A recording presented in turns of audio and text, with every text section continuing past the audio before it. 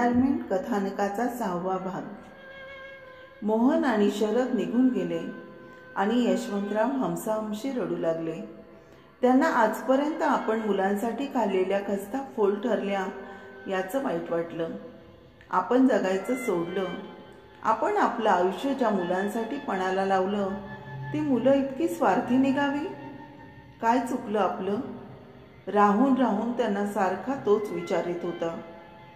राधा त्यांना समजावत होती, त्यांना धीर देत होती, पण यशवंतराव स्वतःच्या नशिबाला दोष देतच राहिले।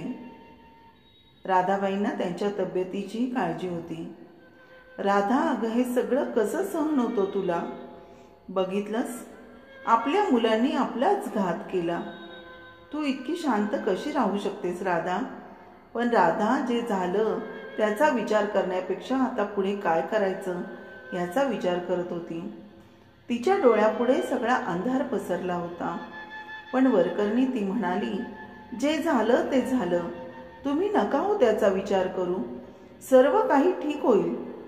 यशवंतरावही शांत झाले, पण राधाच्या धीरगंभीर स्वभावाला पाहून त्यांनाही ओशाळल्यासारखं झालं।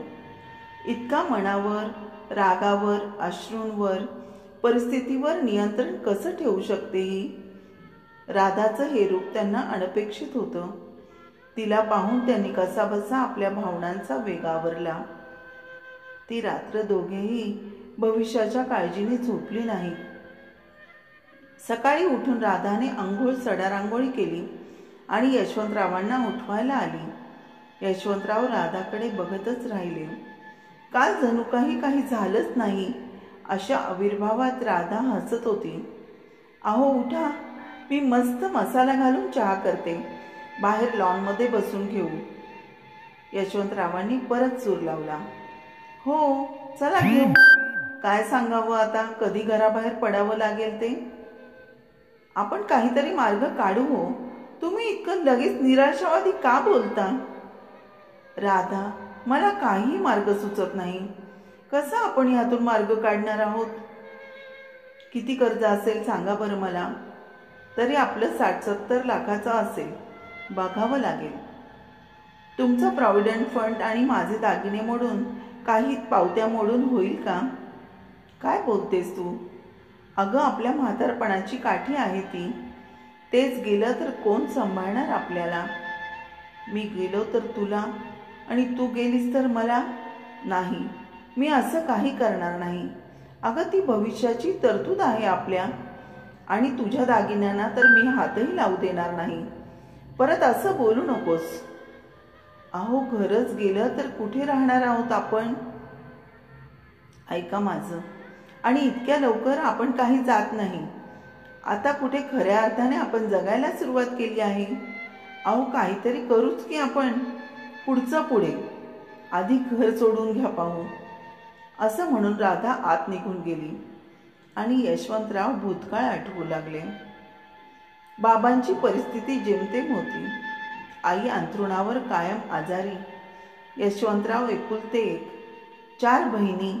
त्यामुळे यशवंतराव दिवसभर किराणा दुकानदाराकडे काम करून रात्रीच्या शाळेत शिकायला जायचे। बहिणी 10वी-12वी शिकल्या, त्यांच्या परिस्थितीप्रमाणे बाबांनी लग्न करून दिली। आता आईचं सगळं करून यशवंतराव नोकरी आणि कॉलेज करत होते। बाबांच्या तुटपुंज्या पगारात घर भागवत होते। फार हलाखीच्या परिस्थितीत शिकून यशवंतरावांना सरकारी नोकरी लागली आणि घरात 4 पैसे येऊ लागले। मग राधाशी लग्न झालं आणि घरची धुरा राधाने अगदी चोख पार पाडली। आईचंही सगळं केलं, न कुरकुरता बहिणींचं माहेर पण जपलं, बाबांची काळजी घेतली। ह्या अवधीमध्ये राधाला सायली, मोहन, शरद 3 मुलं झाली। राधाची जबाबदारी वाढतच गेली।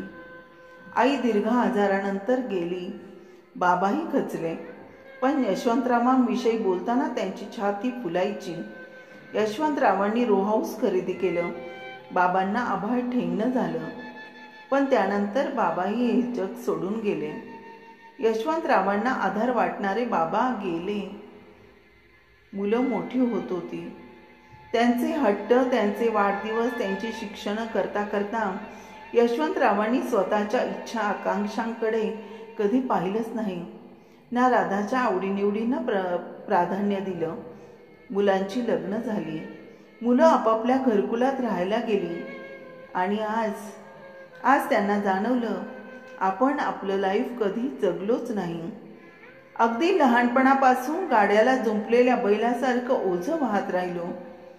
पण ज्यांच्यासाठी हे सगळं केलं त्यांना त्याची जाणीवही नव्हती. धन्यवाद. पुढील भाग लवकरच प्रस्तुत केला जाईल.